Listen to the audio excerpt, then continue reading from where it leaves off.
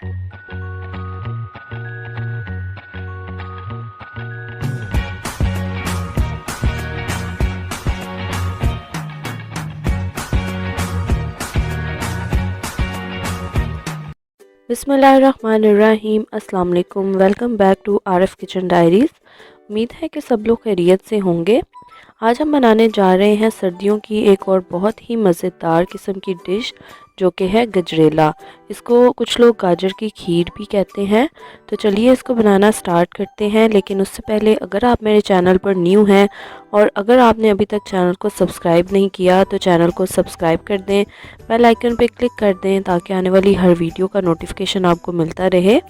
तो चलिए अपनी रेसिपी की तरफ हम चलते हैं और देखते हैं कि हम इसको कैसे बनाएंगे। बहुत ही आसान तरीके से, इसमें बहुत ज़्यादा इंग्रेडिएंट्स नहीं जाएंगे, बहुत कम इंग्रेडिएंट्स के साथ हम इसको बनाएंगे, जिसमें मेन इंग्रेडिएंट हमारा होगा गाजर, चावल, दूध और साथ में थोड़ी सी चीनी हस्बे ज़ायका।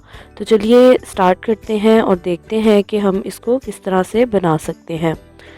यहाँ पर मैंने 3 लीटर दूध लिया था, जिसको मैंने बॉयल होने के लिए रख दिया था। तो यहाँ पर दूध जो है उसमें बॉयल आ चुका है और आप देख सकते हैं कि इसके ऊपर मलाई जो है वो आ चुकी है। मैंने यहाँ पर फुल क्रीम मिल्क लिया है, मतलब इसमें से बिल्कुल भी मलाई नहीं उतारी हुई। मलाई के समेत ही हम लेंगे इस दूध को, ताकि हमें इसमें खोया डालने की ज़रूरत ना पड़े। कुछ लोग खोया भी डालते हैं, लेकिन मैंने क्योंकि दूध बिल्कुल फुल मलाई वाला लिया है, इसलिए इसमें खोया इस्तेमाल नहीं करूँगी। अब इसमें मैंने 6 से 7 अदद हरी इलायचियाँ जो हैं उनको खोलकर उनके दाने शामिल कर दिए हैं। सिर्फ दाने डालेंगे, छिलके हम इसमें नहीं डालेंगे। और इसके साथ ही मैं इसमें शामिल कर रही हूँ 120 ग्राम यानी कि आधा पाव चावल शामिल कर रही हूँ, जिनको मैंने भिगो कर रखा हुआ था। तकरीबन 1 रात के लिए मैंने इनको भिगो कर रखा है और अच्छे तरीके से धोकर इसको शामिल कर दिया है। अब इसको हम बॉयल देंगे। चावलों में 1 से 2 बॉयल आएंगे तो इसमें हम शामिल कर देंगे गाजरें। गाजरें मैंने ली हैं यहाँ पर तकरीबन आधा किलो, जिनको मैंने कद्दूकश कर लिया है। तो ये इसमें हम शामिल कर देंगे।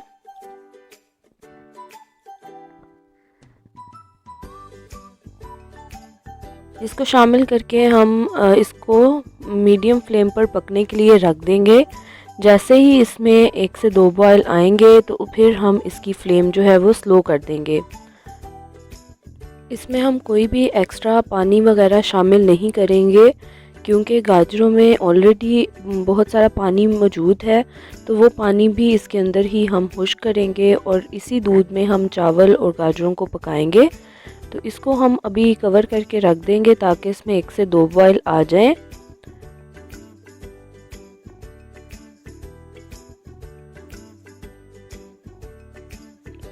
तो यहाँ आप देख सकते हैं कि इसमें 1 से 2 बॉयल आ चुके हैं और मलाई भी दूध के ऊपर आ गई है। इस स्टेज पर हम आंच को स्लो कर देंगे और बिल्कुल धीमी आंच पर हम इसको पकाएंगे। बहुत ज़्यादा तेज़ भी आंच नहीं रखेंगे, मीडियम से लो फ्लेम रखेंगे और इसको पकने के लिए छोड़ देंगे।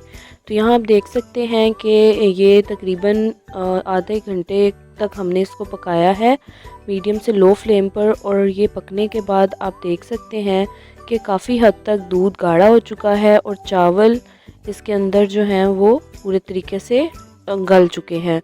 अब इसको हम इसी तरह से लो फ्लेम पर पकाते रहेंगे ताकि चावल इससे भी अच्छे तरीके से मैश हो जाएं और इसके अंदर हल हो जाएं।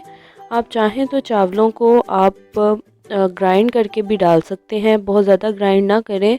बिल्कुल एक दफ़ा आप ग्राइंडर को चला लें और दरदरे करके भी चावल आप इसमें शामिल कर सकते हैं, लेकिन मैंने इसमें साबुत चावल ही डाले हैं।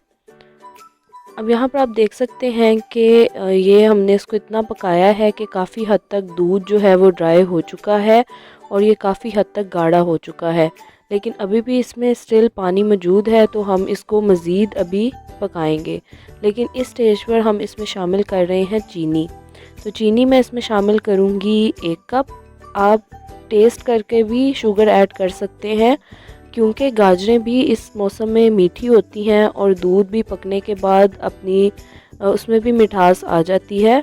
तो चीनी को हम टेस्ट करेंगे, मीठा टेस्ट करेंगे, उसके बाद ही चीनी शामिल करेंगे।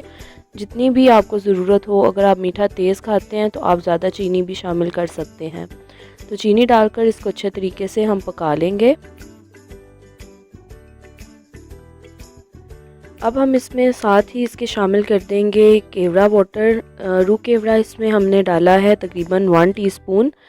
अगर आपको रूह केवड़ा की खुशबू पसंद नहीं है तो आप इसको स्किप भी कर सकते हैं। आप चाहें तो इसमें 1 टीस्पून रोज़ वाटर भी डाल सकते हैं। तो मैंने इसमें शामिल किया है केवड़ा वाटर।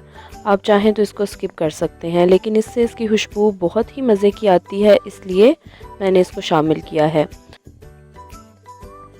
तो यहाँ पर आप देख सकते हैं कि काफ़ी हद तक दूध, तकरीबन आधी क्वांटिटी दूध की रह गई है, बाकी सारा दूध खुश्क हो गया है पक पक कर।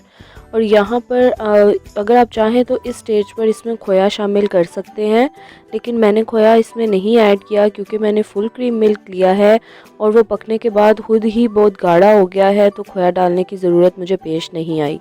तो अभी इसमें थोड़ा सा पानी मौजूद है जिसको हम मज़ीद खुश्क करेंगे और इसको थोड़ा सा गाढ़ा और कर लेंगे।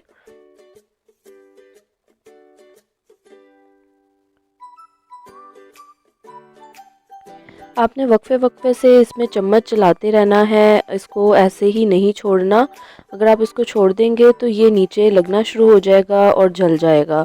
तो इसलिए वक्फे वक्फे से आपने इसको देखते रहना है, इसमें चम्मच चलाते जाना है।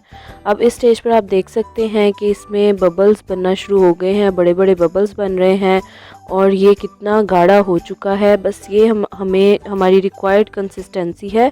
इस स्टेज पर हम चूल्हा बंद कर देंगे और इसको कुछ देर के लिए ठंडा होने के लिए रख देंगे।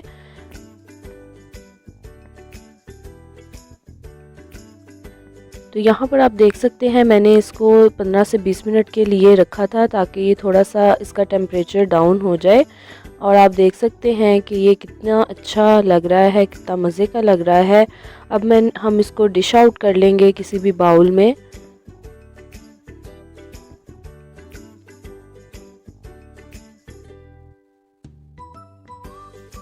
डिश आउट करने के बाद मैं इसको रख दूंगी ताकि ये कम्प्लीटली ठंडा हो जाए। बिल्कुल भी गर्म ये इतना अच्छा नहीं लगता जितना ये ठंडा होकर मज़े का लगता है।